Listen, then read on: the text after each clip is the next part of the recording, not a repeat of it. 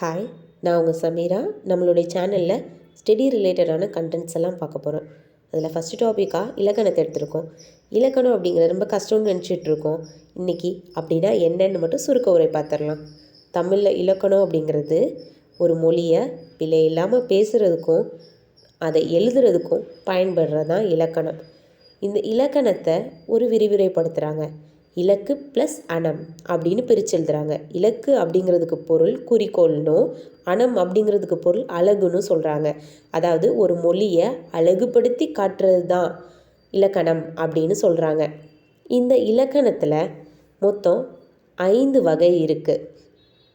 அதில் முதலாவது வகையாக எழுத்திலக்கணம், 2வது வகையாக சொல் இலக்கணம், 3வது வகையாக பொருள் இலக்கணம், 4வது வகையாக யாப்பிலக்கணம், 5வது வகையாக அணி இலக்கணம். இந்த 5 இலக்கணம் தான் நம்ம தமிழில் இருக்க இலக்கணத்தோட வகைகள். இந்த ஒவ்வொரு இலக்கணத்தை பற்றியும் நம்ம அடுத்த வீடியோவில் டீட்டெயிலாக பார்க்கலாம். தேங்க்யூ.